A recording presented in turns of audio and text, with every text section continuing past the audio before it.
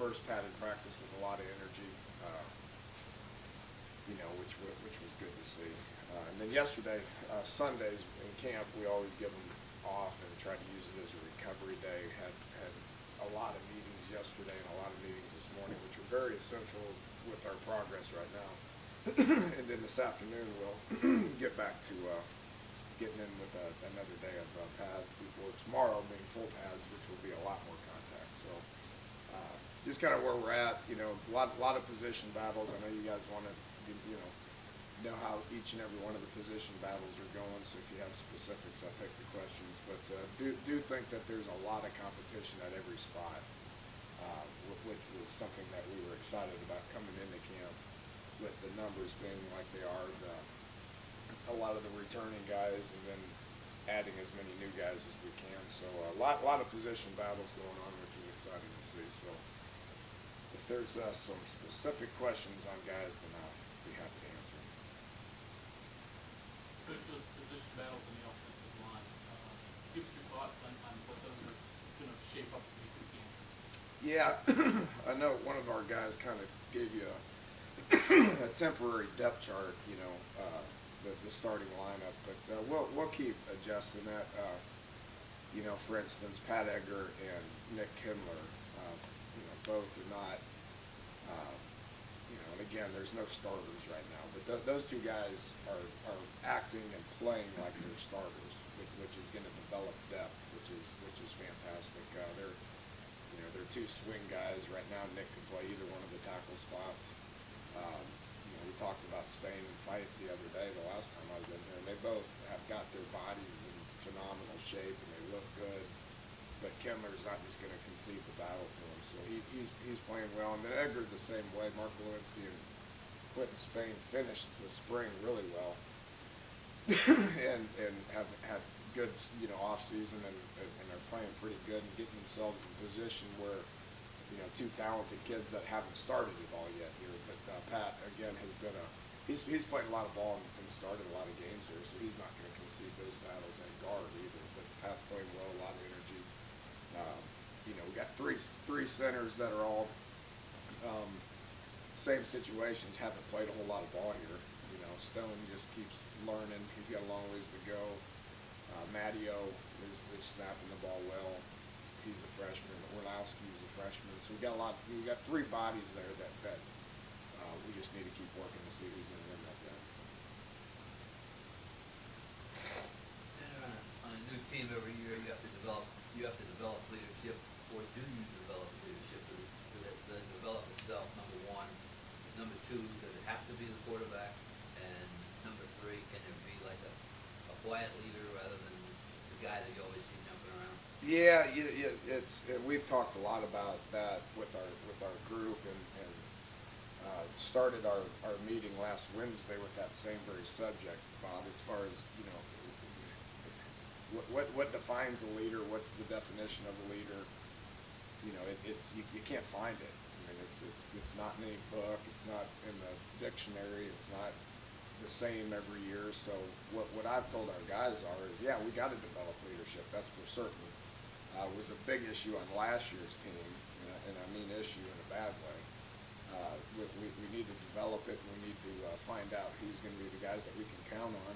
Everybody in the whole room, everybody on the team, everybody that's practicing right now, coaches and players, have the capabilities to be a leader. It starts with being able to lead yourself and do everything right on and off the field.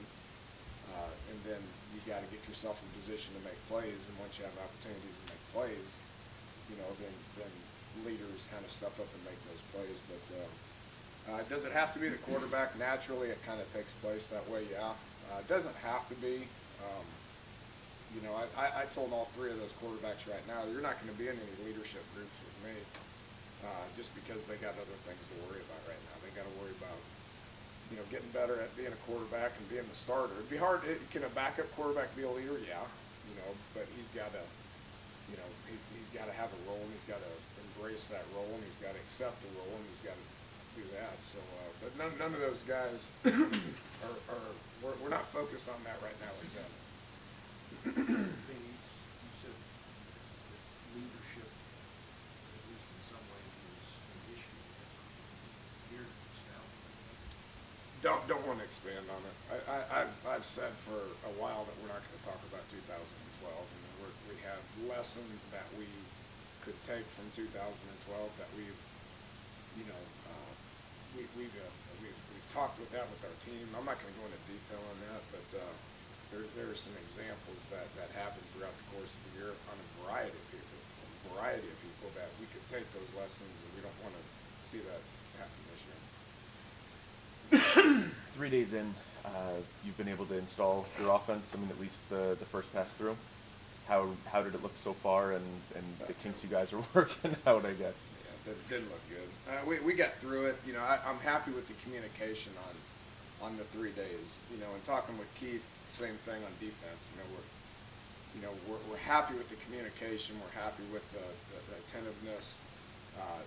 Right now, we're playing as many as 3 to 4 people per position.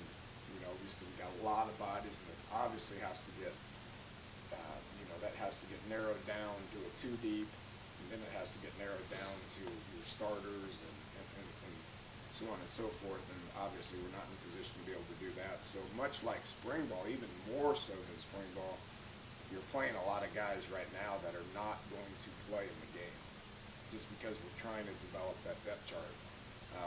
We'll get through it 3 more times. We'll go today, tomorrow, and Wednesday. We'll get through it for 3 more times without even doing any live settings. And I explained this about the quarterbacks the other day, that, you know, we're just evaluating them running plays. You know, do they know how to communicate?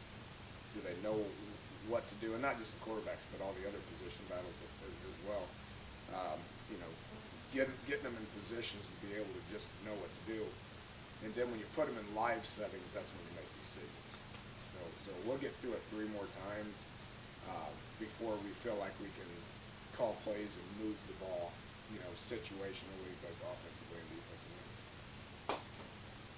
Does competition build depth, or does it just separate the guys on the 2 deep from everybody else? Both, for sure. You know, we're fortunate to have a bunch of bodies right now, and we like where we're at right there. Then you develop a 2 deep and let them fight it out, and that does raise their game. For sure it does. The massive story of the entire season, the guys are going to be ejected week in and week out. The list is just going to be there every week.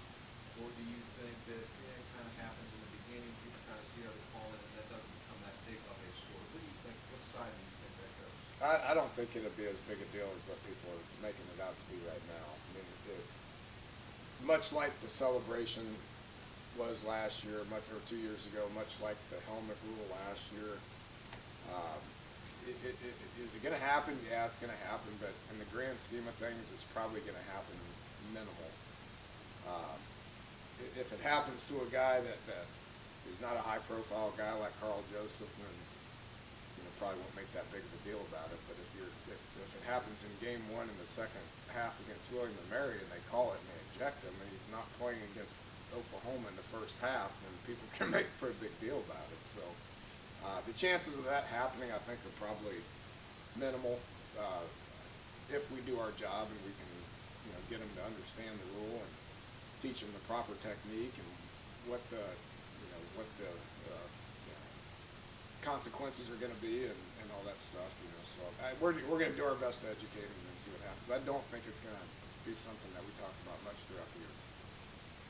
Do you think it's a good addition to college football? I'm tired of talking about it. I know that. I mean, it was a huge topic in the Big 12 days. It's been a topic here. We're going to talk about it again this afternoon with them, but I'm tired of talking about it because if you talk about it so much and we focus on it so much and we curb their aggression, then I'm not going to be very happy. It's football, right? It's supposed to be aggression. It's supposed to be big hits and stuff like that. I mean, that's kind of one thing that's great about the game. I think everybody would agree about that. But for safety reasons, I understand why the rule's out there. We need to try to make sure we get guys that are not leaving their feet and trying to spear people in the head. One thing Shannon had talked about when he was out the other day was making the rooms uncomfortable for guys. How important is that, especially at this stage, to make sure that no one feels that they've really cut their feet under them? Yeah, which is why there's no depth chart, which is why we brought in a whole bunch of guys, and we're trying to get competitive rooms. You take that running back room. I mean, we got 4 guys in there that have started college football games. Yeah, so I mean that's just the way we want it. You know, we got the more guys that can step up and become competitive and get better because of it. Is, you know, we're going to be better off as a whole if that happens. Hey, how much better you depth wise than safety this season last? So we're not very deep at safety. I mean, it's real similar to what it was last year. You know, Carl's playing well, Cook's playing well. You know, other than that, who do we have last year? We had KJ Dillon, we had Cecil Lovell, I think. I mean, it was kind of the 4 guys that we had there. You know, looking at it this year, we got Cook and Dillon and Carl Joseph, and you got young guys. You got young guys that are not ready to play yet, and Jared Harper and Blake Greaves and Jeremy Tyler. These guys aren't ready to play yet. They're young. They got to keep improving. So for us to be better depth-wise, those guys got to get better. And after one padded practice, I'm not prepared to say that they're ready. Danny, you had 3 guys who weren't your scholarship guys, first day status of Henry Howard and Same. Same. I've not heard from them. Another thing Shannon talked about was maybe doing more team at the end, getting because the depth, because all the different guys you're working out. Is that something you're finding that you are kind of doing more reps there to get those guys in because you have so many of them? Yeah. The closer you get to games, you want to narrow down practice to save their legs and get them fresh. I mean, you obviously don't want to take so much reps that we're dead-legged come game week. That's obviously a mistake, but we're able to take more team reps than any year I've ever been a part of it, just because we're playing 3 deep guys. I mean, not just that quarterback playing 3 people, but we're playing.